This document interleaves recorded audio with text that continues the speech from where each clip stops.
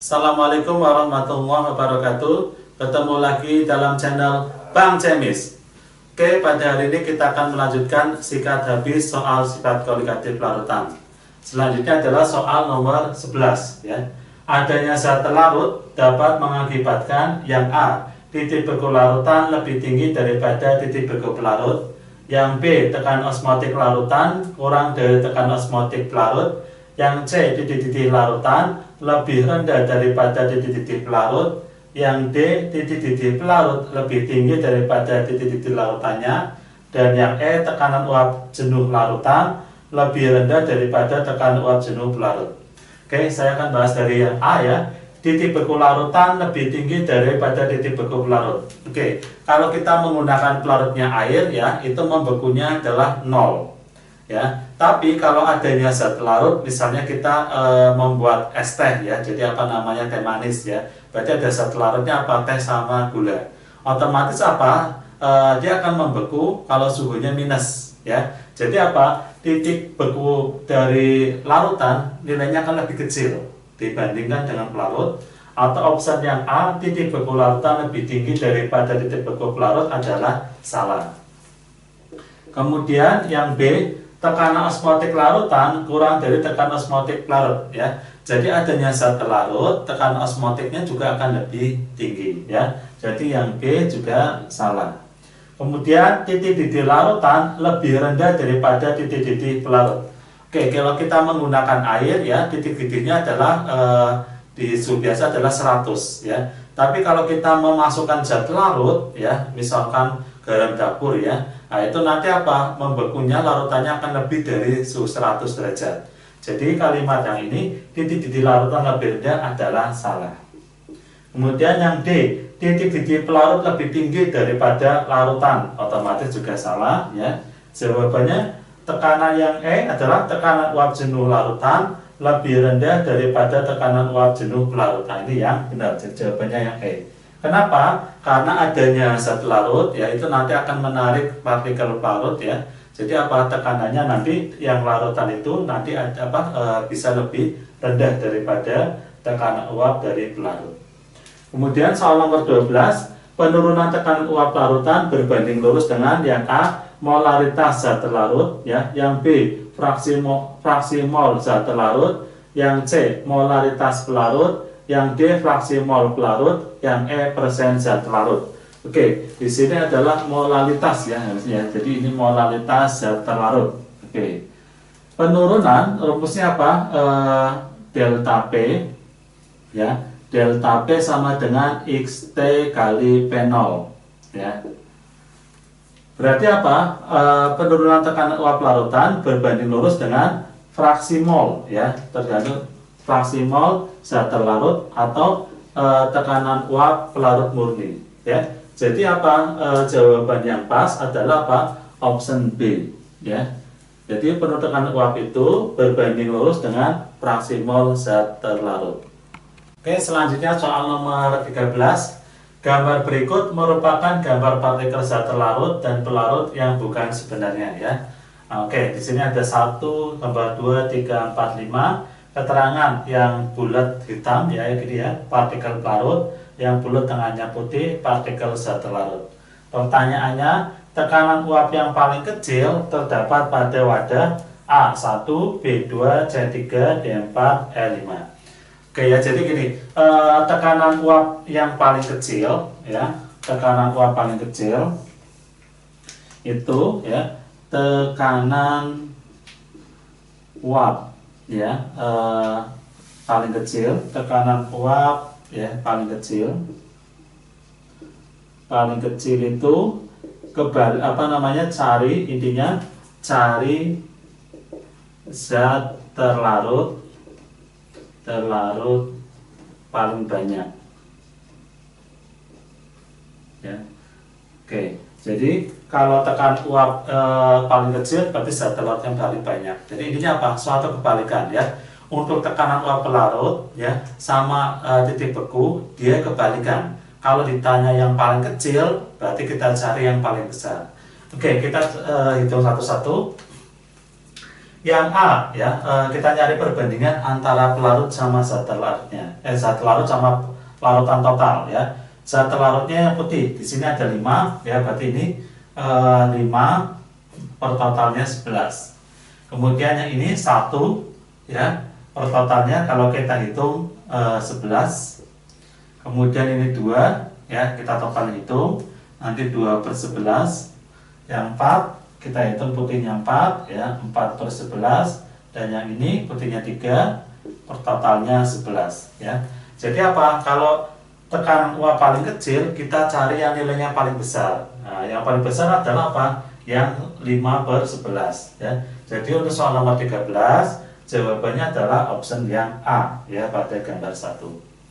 Kemudian soal nomor 14, larutan di bawah ini yang tekanan uapnya paling tinggi adalah A 0,10 m molar kalium sulfat ya, K2SO4, B 0,15 m asam klorida HCl ya, yang C 0,10 molar amonium nitrat ya, NH4NO3, yang D 0,10 molar magnesium sulfat MgSO4 ya, yang E 0,1 molar sukrosa C12H22O11.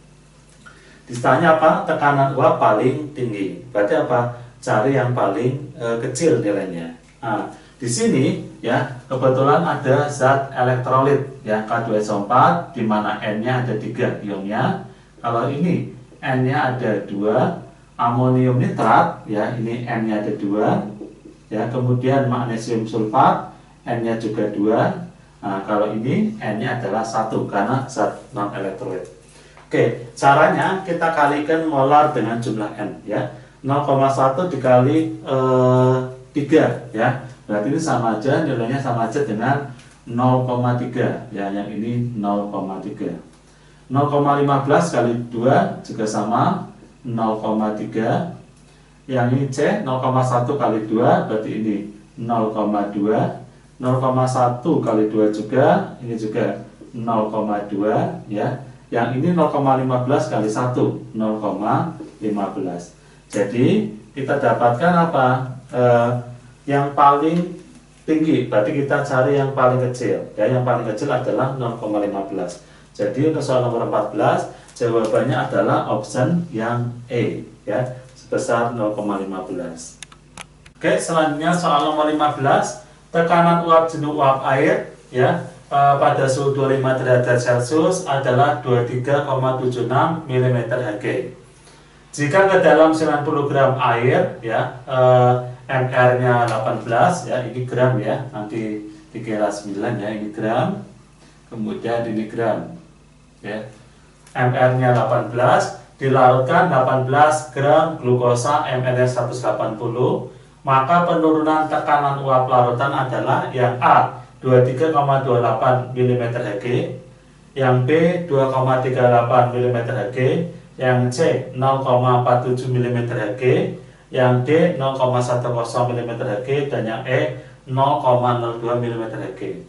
Di sini yang ditanya adalah penurunan tekanan uap ya, penurunan tekanan uap. Kalau ada istilah penurunan kenaikan itu berarti ada deltanya ya. Seperti apa? Delta P, rumusnya XT dikali P0. Kita jabarin XT itu sendiri adalah NT per NT tambah NP dikali P0. Kita masukkan zat larutnya siapa? Di sini glukosa ya, berarti 18 per 180 ya, sini 18 per 180 tambah airnya berarti 90 per 18 ya, 90 per 18 dikali P0 nya 23,76 ya. Ini didapatkan berapa? 0,1 ya, dibagi 0,1 ditambah 5 dikali 23,76, atau sama aja dengan 0,1 per 5,1 dikali 23,76 ya. Kemudian kalian hitung, nanti akan didapatkan nilai sebesar berapa? Kurang lebih sebesar 0,47 mm Hg ya. Jadi Untuk soal nomor 15 ya, jawabannya apa? Ya, sekitar 0,47 mm Hg ya. Kemudian soal nomor 16 ya. Tekanan uap jenuh air pada 100 derajat adalah 760 mm Hg. Jika 18 gram glukosa MR-nya 180 dilarutkan ke dalam 90 gram air, maka pada suhu tersebut tekanan larutan. Nah, di sini tekanan larutan berarti P ya, tekanan larutan berarti P. Rumusnya apa? P sama dengan XP dikali P0. Jadi kalau delta P, rumusnya pakainya apa? XT ya. Kalau larutan P sama dengan XP dikali P0. XP-nya kita jabarin ya. Jadi jabarin NP dibagi NP tambah NT ya, dikali dengan P0. Nah, kemudian NP berarti mol pelarut. Kita cari pelarutnya di sini adalah apa? Air ya. Berarti apa? 90 dibagi MR air adalah 18 ditambah 90 per 18 ya. Di sini NT zat larutnya adalah di sini siapa? Zat larutnya glukosa, berarti 18 per 180 dikali P0 nya. Di sini P0 nya air adalah 760. Nah, jadi kita operasikan 90 per 18 5 per 5 ditambah ini 0,1 dikali 760 ya, didapatkan 5 per 5,1 dikali 760 atau nilainya sebelah berapa? Sebesar sekitar 745,1 mm Hg ya. Jadi jawaban untuk soal nomor 16 apa? Jawabannya adalah option yang A, 745,1 Hg. Selanjutnya soal nomor 17. Sebanyak 10 gram zat non-elektrolit ya, yang tidak mudah menguap dilarutkan ke dalam 100 gram aseton pada suhu 25 derajat Celcius. Terjadi penurunan tekanan uap dari 195 mmHg menjadi 192,5 mmHg. Tentukan berapa massa molekul relatif zat non-elektrolit tersebut ya. MR aseton ya, di sini aseton adalah 58. A 180, B 242, C 447, D 452 dan E 480 ya. Oke, di sini intinya apa? Kita bisa menggunakan rumus delta P atau menggunakan P ya. Saya akan menggunakan delta P dalam hal ini ya. Rumusnya delta P ya, delta P sama dengan XT dikali P0 ya. Kalau kita jabarin ya, delta P sama dengan NT per NT tambah NP dikali P0. Delta P-nya berapa? Ya, di sini P0-nya adalah di 195, di sini P-nya 192,5. Jadi delta P itu selisihnya ya. 195 dikurangi 192,5 atau ketemu 2,5. Jadi saya masukkan ya, 2,5 sama dengan NT zat terlarutnya 10 gram, berarti 10 per X dibagi 10 per X ditambah ini berapa? 100 ya, 100 per 58 dikali P0 nya adalah 195. Nah, jadi nanti dapatnya seperti ini. Kemudian kita kali silang ya, ini sama ini berarti 25 per X sama tambah ini kali ini berarti 250 bagi 58 ya. Itu sama aja dengan tetap aja ya, 250 per 58 sama dengan ini kali ini ya. Berarti berapa? 1950 per X. Nah, kemudian X-nya pindah ruas ke sini ya. Jadi kita dapatkan 250 per 58 sama dengan ya 1950 per X ya dikurangin 25 per X. Nah, dapatnya kayak gini. Ini kurangin ini ketemu 1925 ya. Oke, berarti 250 per 58 ya sama dengan 1925 ya per X. Kemudian kita cari nilai X-nya, sama aja kali silang ya. 1925 dikali 58 per 250 ya. Kemudian cari dengan kalkulator, akan didapatkan nilai sebesar 447.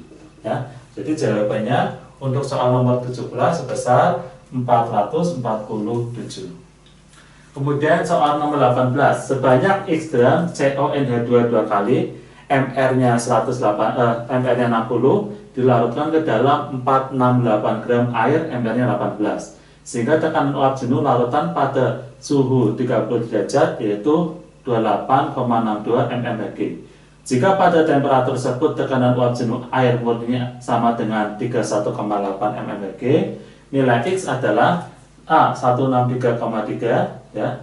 Nah, ini gram ya katanya ya. B 173,3, yang C 183,3, D 193,3 dan E 203,3.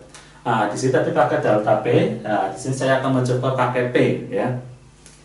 Jadi rumusnya P sama dengan XP dikali P0. Kalau kita jabarin, P sama dengan NP per NP tambah NT dikali P0. Nah, P0 yang nilainya lebih besar, jadi ini adalah P0-nya. Nah, ini jadi P-nya. Ya, jadi nilai P0 mesti lebih besar daripada P. Kita masukkan, jadi 28,62 ya. NP pelarutnya 468 per 18 ya, dibagi 468 per 18 ditambah zat larutnya berarti X ya, per MR-nya 60 dikali P0-nya 31,8. Nah, didapatkan persamaannya seperti ini ya. Nah, ini 28,62 kalian kali 468 per 18 ya, akan didapatkan berapa? Sekitar 744,12 ya. 28,68 kali X ya, berarti tambah 28,62 X per ya 60, ini ada X-nya, sama dengan 468 per 18 dikali 31,8 ya. Ini sekitar 826,8 ya. Jadi nanti ketemunya seperti ini. Ruas ini pindah ke ruas sebelah sini ya. Berarti tinggal 28,62 X ya, 62 X per 60 sama dengan 826,8 dikurangi 744,12 ya. Kemudian kalian kurangkan ini dulu ya, nanti dapatnya sebesar berapa ya. Jadi di sini berapa? 28,62 X ya per 60 ya. Kemudian kalian kurangkan ya, nanti hasilnya 82,68 ya. Jadi nilai X-nya gimana? Nilai X-nya ya, ini kali ruas ya, 82,68 dikali 60 per ya dibagi 28,62. Nah, ini nanti akan dihasilkan berapa? Nilai X sebesar 173 ya, 3. Jadi jawaban yang untuk soal nomor 18 ya, jawabannya apa? Adalah option yang D ya, nilainya sebesar 173,3 gram. Oke, selanjutnya soal nomor 19 ya. Tekanan uap jenis air murni pada 28 derajat Celcius adalah 30 mmHg.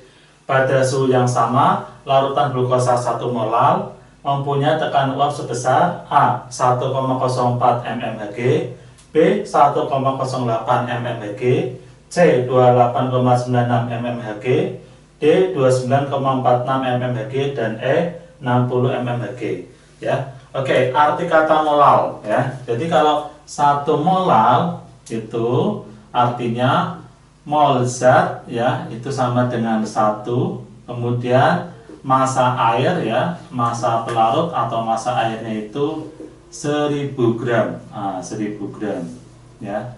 Oke, jadi dari data 1 molar kita dapatkan apa? Data seperti ini ya, mol zatnya 1, massa airnya 1000 gram. Kemudian ditanya tekanan uap larutannya ya, berarti pakai P ya. P sama dengan XP dikali P0 ya. Kalau kita jabarin berarti NP ditambah NP tambah NT ya dikali P0, kemudian NP-nya berapa? Ini 1000 ya. Pakai 1000 per 18. Jadi pakainya pelarutnya air ya. Per 1000 ini 18 mR-nya ditambah NT-nya 1 dikali P0-nya 30 ya. Ini sekitar 55,55 ya dibagi 55,55 tambah 1 dikali 30 atau 55,55 ya per 56,55 dikali 30 ya didapatkan nilai sebesar 29 ya, 46 ya. Jadi jawaban untuk nomor 19 ya nilainya berapa? Ya 29,46 atau option yang D. Selanjutnya soal nomor 20, penerapan sifat koligatif dalam kehidupan sehari-hari yang menggunakan prinsip penurunan tekanan uap adalah yang A. Campuran pendingin ditambah garam pada es putar, yang B. Penambahan etilen glikol pada radiator, yang C. Menaikkan kadar garam dalam kolam apung, yang D. Mengontrol bentuk sel sehingga cairan infus dapat masuk, dan E. Desalinasi air laut. Jadi salah satu manfaat dari sifat penurunan tekanan uap lautan adalah apa?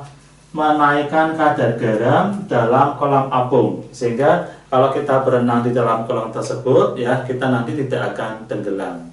Jadi option jawabannya adalah option yang C.